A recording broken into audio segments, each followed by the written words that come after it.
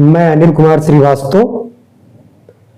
आज world kidney day है, तो हम अपने डायलिसिस जीवन की एक लंबे अरसे से डायलिसिस पे हैं, उस यात्रा को आप सबके सामने साझा करना चाहेंगे।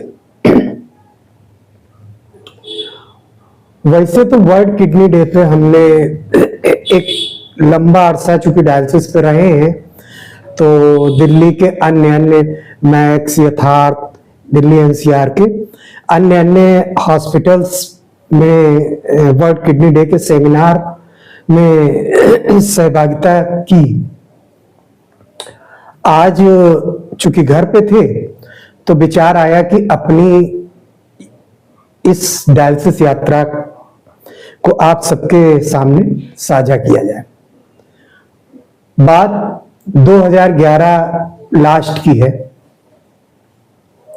हमारे हाथ पैरों में जान नहीं थी, कुछ खाया नहीं जा रहा था, हर उल्टी आ रही थी। और मैं उस दौरान ग्रेटर नोएडा के एक निजी फर्म में जॉब कर रहा था।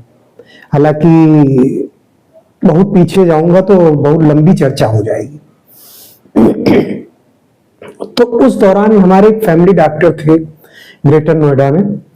उन्होंने हालांकि इंडिकेट कर दिया था कि आप किडनी के किसी अच्छे डॉक्टर से मिलिए, क्योंकि 2010-11 के आसपास मिडिल क्लास में इतनी ज्यादा डायलिसिस का वो नहीं था, ना ही किडनी का वो था। तो हुआ कि आज नहीं कल दिखा देंगे, आज नहीं कल दिखा देंगे। तो वही दिसंबर महीने में, मेरे ख्याल से 27 से 28 दिसंबर को हम शारदा पहुंचे, शारदा हॉस्पिटल में पहुंचे। उन्होंने तुरंत एडमिट कर लिया। छोटा भाई चूंकि तबीयत ज्यादा बिगड़ गई थी तो छोटा भाई लेके गया था, उन्होंने एडमिट कर लिया। और एडमिट करते ही उन्होंने कुछ आईसीयू में जो दवाएं चलाई, रिएक्शन हुआ या जो भी हुआ, हम अनकॉन्शियस हो गए। वो भी डर गए। उन्होंने बोला कि ऐसा है इनको, कि हो सकता है टेस्टिंग बेस पे उन्होंने बोला हो कि इनको दिल्ली में किसी बड़े नेफ्रोलॉजिस्ट जिसके पास डायलिसिस सुविधा हो वहां पे ले जाएं। सारी रात हम तो अनकॉन्शियस हैं। बाद में पता चलता है कि परिजन पूरी रात में इधर इस हॉस्पिटल उस हॉस्पिटल पूरी रात लेके हमें चलते रहे। सुबह के टाइम आरएमएल हॉस्पिटल, देखिए यहां तक नहीं पता था हमें कि डायलिसिस क्या चीज होती है। आरएमएल हॉस्पिटल में वहां के जो एचओडी थे उन्होंने तुरंत एडमिट कर लिया। आरएमएल दिल्ली में रात भर हम एडमिट रहे। सुबह के टाइम उन्होंने डायलिसिस दिया। हमने सोचा ये पार्ट ऑफ ट्रीटमेंट है, डायलिसिस जैसे नॉर्मल ट्रीटमेंट होते हैं वैसे होंगे और सब कुछ सही हो जाएगा। पहली डायलिसिस मिली और मेरे ख्याल से उस समय डॉक्टर श्याम सुंदर जी नेफ्रोलॉजिस्ट थे। उन्होंने फर्स्ट उसमें ही डिक्लेयर कर दिया कि किडनी पूरी तरीके से श्रिंक हो चुकी है, फेल हो चुकी है, या तो इनको डायलिसिस पे रहना है आजीवन, या बेहतर विकल्प है कि इनका ट्रांसप्लांट करा दिया जाए। पर होता है जैसे सब परिजन, ये बात सुन के सबको धक्का लगा, परिजन भी परेशान हुए। खैर 4-5 डायलिसिस दिया उन्होंने, बोले कि अब जो है हमारे वहां इतनी अलाउ है, हम इससे ज्यादा नहीं दे सकते। अगर आपको आज ट्रांसप्लांट कराना है तो आप बताइए, वरना आप जो है इन्हें डिस्चार्ज कराइए, किसी भी हॉस्पिटल में इनकी प्रॉपर रेगुलर डायलिसिस लीजिए। चूंकि डायलिसिस उस समय मेरे ख्याल से 3,000-3,500 की डायलिसिस थी, अदर खर्चे थे, तो आजीवन रहना एक बहुत बड़ा चैलेंज था हमारे आगे। तो हम भाई वहां से डिस्चार्ज होके विदा हुए। फिर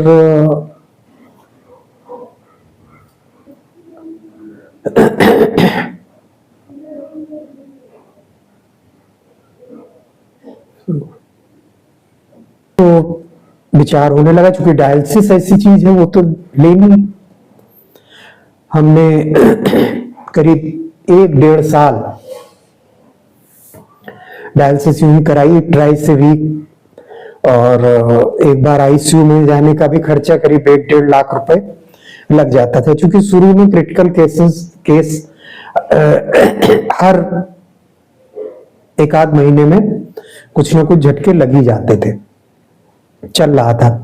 उस समय एक निजी कंपनी में हमने चूंकि जॉब की थी और ब्रेक हुआ नहीं था, तो हमारे वहां के जो एचआर हेड थे, उनको जब पता चला तो उन्होंने जो है अपने, हमारा ईएसआईसी कटता था हमारे ड्यूटी पीरियड में, तो उन्होंने ईएसआईसी से अप्लीकेबल करा दिया हमें, क्योंकि ज्यादा ब्रेक हुआ नहीं था डायलिसिस और जॉब में। तो वही लगभग 1.5-2 साल बाद हम उस पे आ गए, ईएसआई के सपोर्ट पे। तो फिर ईएसआई मेडिकल कवर देने लगी ईएसआई।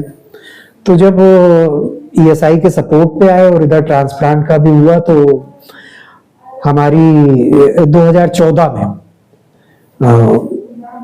ईएसआई ने वहां के लिए हमें अपोलो सरता विहार दिल्ली के लिए ट्रांसप्लांट के लिए भेजा।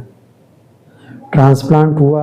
अब आपको हम उससे पहले की थोड़ा बैक हिस्ट्री में ले चलते हैं। लगभग 99 के दौर में हमने अमर उजाला से संवाद सूत्र मड़ियाओं के इधर लखनऊ रूरल हिस्से से शुरुआत की थी पत्रकारिता की।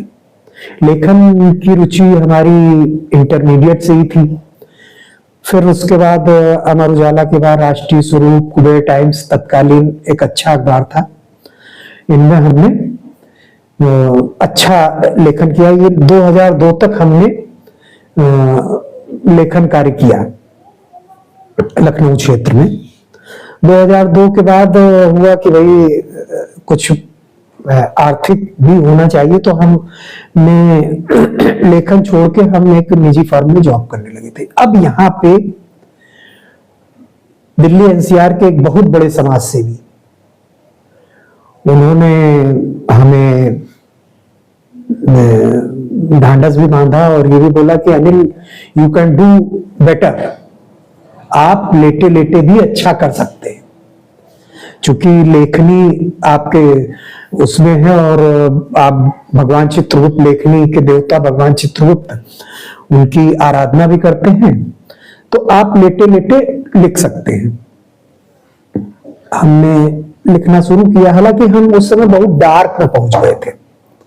जब लिखना शुरू किया तो हमने सर्वप्रथम भगवान चित्रगुप्त की ही मंदिरों को लिखा, कुछ मंदिरों को लिखा, और उसमें कुछ भगवान चित्रगुप्त की कृपा से कुछ का जीर्णोद्धार, सुंदरीकरण भी हो चुका है उसमें से। बट इसके इतर हमें एक कलमकार के रूप में एक नेशनल लेवल पे अच्छी पहचान मिली। फिर हमने धीरे धीरे, जानते हैं, वहाँ दिल्ली एनसीआर का लोकल न्यूज़पेपर्स में ज्वाइन किया और ग्रेटर नोएडा से रिपोर्टिंग करने लगे। फिर उसके बाद उपासना टीवी में भी किया हमने, और चंडीगढ़ की संस्था news for all digital platform पे हमने उसमें भी कलमकारी की। उसके बाद बहुत लंबा न खींचते हुए आपको हम बताएंगे, फिर हम लखीमपुर आ गए और हमने दैनिक जनजागरण डिजिटल प्लेटफॉर्म जनरेट किया यहाँ पे, और इस जिले के भी लोगों का बहुत ही सपोर्ट मिला हमें, और हमारी व्यूवरशिप आज मेरे ख्याल से 2 साल में 10 लाख पार हो गई है।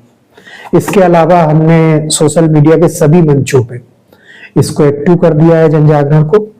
इनफैक्ट हमारे YouTube चैनल पे भी अच्छा आ रहा है दैनिक जनजागरण न्यूज।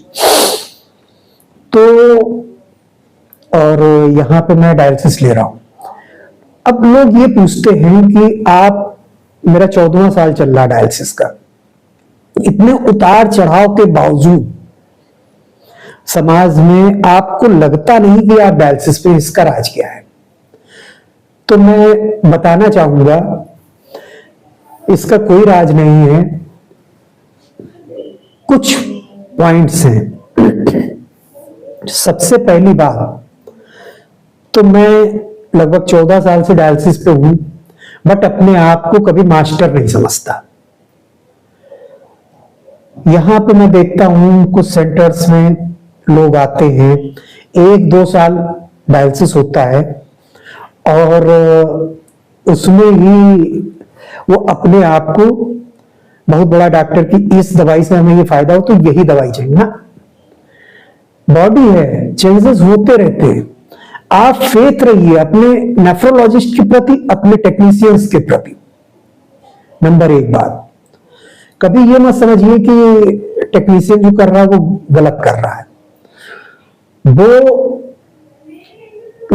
आप एक डायलिसिस कराते हैं, वो दिन में सैकड़ों डायलिसिस करते हैं, ठीक है, तो उनको अलग अलग बॉडी के रिएक्शंस पता होते हैं। खैर, खुद डॉक्टर मत बनिए। दूसरी बात, मरीज तो मरीज उनके तीमारदार डॉक्टर बन जाते हैं।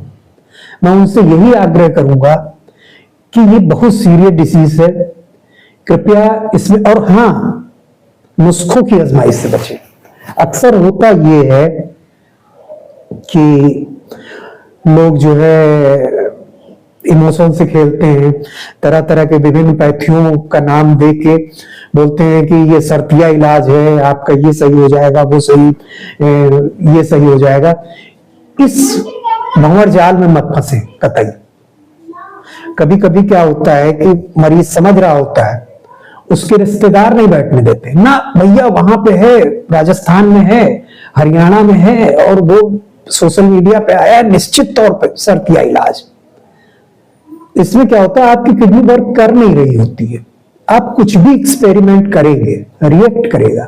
रिएक्ट ऐसा भी कर सकता है कि नेफ्रोलॉजिस्ट के अनकंट्रोल हो, वो आईसीयू लेवल पे भी आपको ना उबार सके। लंबी डायलिसिस के लिए तो यही है कि आप फेथ करें, जो भी उसको परहेज नेफ्रोलॉजिस्ट बताता है या अभी आपका टेक्नीशियन बताता है उसको आप करें, जो भी दवाई है प्रॉपर लें, और अपने टेक्नीशियन के साथ फेथ रहें। ये कि कभी कभी क्या होता है कि पोटेशियम की चीजें होती हैं, अनहाइजेनिक चीजें होती हैं, गाइडलाइन में होती है मना, लेकिन चूंकि लॉन्ग डायलिसिस में है आप, तो परहेज बिगड़ ही जाता है। ठीक है, थोड़ा बहुत परहेज बिगड़ता है, लेकिन उस बिगड़े परहेज को आप डायलिसिस से पहले शेयर जरूर करें अपने टेक्नीशियन। तो अगर आप बता देंगे कि जी हमने गोलगप्पे खाए, हालांकि नहीं खाना चाहिए, या हमने आम खाया, हमने केला खाया, सब हैवी पोटेशियम है, तो जब आप ये बताएंगे उसे टेक्नीशियन को, तो टेक्नीशियन अपने आप ही हो सकता है पोटेशियम फ्री चलाए या पोटेशियम कम करके चलाए डायलिसिस। मतलब वो उसका टेक्निकल इशू है, वो कैसे आपको स्थिर रखता है। ये कोई इलाज नहीं है डायलिसिस, आपकी बॉडी को स्थिर रखना है। खैर, इस पे तो बड़ी बात हो गई। दूसरा सबसे बड़ा हमारा ये है कि अपनी जो हेल्थ है वो तो हम दे देते हैं, भाई आप समझिए, आपने जो हमें गाइडलाइन दी है हम प्रयास करते हैं, हालांकि हम दूध के दूल्हे नहीं हैं, हमसे भी परहेज बिगड़ते हैं, हम प्रयास करते हैं लिटरली कि भाई कम करेंगे, पूरी तरीके से परहेज नहीं कर पाते। लेकिन दूसरा सबसे बड़ा ये है कि चूंकि चैनल चल रहा है तो हम कोशिश करते हैं कि समाज के नीडी तबके की बात सक्षम लोगों तक, इसके बीच का पुल बने। लोग समझ रहे हैं, चूंकि हम आर्थिक, शारीरिक, मानसिक तीनों रूप से टूट चुके हैं, लेकिन हमारी जो भावनाएं हैं सेवा की, वो अब भी प्रबल में। मुझे ये कहने में कतई गुरेज नहीं है, मैं समाज सेवी नहीं हूं, लेकिन भावनात्मक रूप से समाज सेवी हूं। तो उसके बीच का जब पुल बनते हैं आप, तो जो नीडी पर्सन है उसका दुख देख के आपको अपने दुख का भान ही नहीं रहता है। तो इसमें भाई हमसे ज्यादा दुखी दीनहीन लोग हैं समाज में। एक तो ये साक्षात्कार होता हमारा। दूसरी बात, जब उसकी बात हमारे सक्षम जन, हालांकि 100% ऐसा नहीं होता है, सपोज हमने 10 बातें पटल पे उठाई, उसमें 2 या 3 भी हुआ, तो जो आत्मसंतुष्टि मिलती है, उसके अलावा हमें दुआओं ने थाम रखा है उन नीडी पर्सन्स की। हालांकि बहुत लोग हमारे इससे ज्वेलसी भी रखते होंगे, मैं उनको बताऊं कि मेरा ऐसा कोई मंतव्य नहीं है ज्वेलसी रखने का, लेकिन खैर दुनिया है। तो अगर आप ये 3 करते हैं, दूसरी बात, अपनी विल पावर स्ट्रांग रखें। कभी अपने आप को, मैं अगर मुझे खड़े होने की क्षमता है, हालांकि वहां पे मैं देखता हूं लोग स्ट्रेचर पे आते हैं, व्हील चेयर पे आते हैं, नहीं, मुझ में अगर क्षमता, मैंने करीब 8 से 10 साल डायलिसिस बाइक पे लगभग 30 किलोमीटर जाके की है। अब तो 2-2.5 किलोमीटर पड़ता है, शहर में ही है डायलिसिस सेंटर। तो अपनी विल पावर स्ट्रांग रखें, अपने आप को कभी बीमार महसूस ना करें। ठीक है यार, आपको दिया भगवान ने चैलेंज, तो चैलेंज स्वीकार करो हंस के। अगर आप हंस के स्वीकार करोगे तब भी चैलेंज है, आप रो के स्वीकार करोगे तब भी चैलेंज है। तो यही हंसते खेलते हुए हमारे 14 साल, लगभग 14 साल कंप्लीट होने वाले, 13 साल तो हो ही चुके कंप्लीट डायलिसिस के, और मैं आज भी अपने आप को बीमार नहीं महसूस करता। एचबी लेवल, चूंकि खुश रहोगे, 1-8 पॉइंट एचबी लेवल अपने आप ही ग्रोथ कर जाता है। हमेशा मस्त रहें, व्यस्त रहें। और इसके साथ साथ बताऊं, मुझे लीवर डिसीज भी है। हालांकि चैलेंज पे चैलेंज आते गए, मगर हमने आज तक सारे चैलेंज हंस के खेले। बस यही कहना चाहूंगा नेफ्रो के रोगियों को कि अपने टेक्निकल टीम, डायलिसिस की टीम पे पूरी तरीके से फेथ करें, उनके बताए हुए नियमों का अनुपालन करें, कोशिश करें अनुपालन ज्यादा से ज्यादा हो। ठीक है, हालांकि कहानी तो बहुत लंबी हमारी, अगर ये लिखूंगा, ये आप कहानी जानने के लिए हमने एक सोशल मीडिया पे अनिल कुमार श्रीवास्तव स्वतंत्र पत्रकार पेज पे लगभग 75 पन्ने आज से 2 साल पहले डायलिसिस डायरी के नाम से कंप्लीट कर लिए थे। फिर कुछ ब्रेक हुआ, फिर इधर चैनल के रूप में हमने अपने चैनल का नाम भी जन जागरण रखा हुआ है। उसका लोग कहते नहीं जी इसकी कॉपी उसकी कॉपी, नहीं, किसी की कॉपी नहीं, हम शुरू से ही जागरण करते रहे हैं। हमने जन जागरण का बीड़ा आज से कई साल पहले से उठाया था, और हमारा उद्देश्य भी जन जागरण है, और उसको हम जो न्यूज के रूप में दैनिक जन जागरण, वैसे हम विजुअली भी जन जागरण करते हैं। इन्हीं शब्दों के साथ सभी डायलिसिस रोगी अपना ख्याल रखें, और हाँ, जिनकी किडनी, अब बहुत ही जमाना हाईटेक हो चुका है, किडनी की प्रॉपर जांच करवाते रहें। और अब वो जमाना नहीं कि डायलिसिस नहीं पता थी, अब लगभग 78% लोगों को पता है डायलिसिस क्या है। इनफैक्ट बहुत से लोग इस रोग से भी पीड़ित हैं, बहुत तेजी से ये रोग फैल रहा है। अब इसके कारण तो कई हो सकते हैं, ये तो आप नेफ्रोलॉजी, जो हमें जहां तक समझ में आता है, एक तो खुद का डॉक्टर ना बने, अपने आप दवाई ना ले, हार्मफुल दवाइयां, क्योंकि इंग्लिश दवाई फायदा भी करती हैं और उसके साइड इफेक्ट बहुत होते हैं। दूसरा, मिलावटी खानों से बचें, जो मेरे ख्याल से बहुत कम संभव है। फिलहाल अनहाइजीनिक खानों से हम बच सकते हैं, ठीक है। और तीसरा, अपने खान के साथ साथ पान को भी शुद्ध रखें, पानी की शुद्धता पे भी ख्याल करें। टीडीएस का तो अपना वो है, लेकिन हम यही कहेंगे कि टीडीएस बेशक वो हो, आप उबाल के पानी पिए, लेकिन पानी की शुद्धता का विशेष ख्याल रखें। और दूसरी बात ये कि अगर बीपी और शुगर है तो उसको कंट्रोल रखें, प्रॉपर डॉक्टर्स के संपर्क में रहें। बस इन्हीं शब्दों के साथ मैं विदा लेना चाहूंगा। आप सबने मुझे यहां तक सुना, इसके लिए बहुत बहुत धन्यवाद। नमस्कार।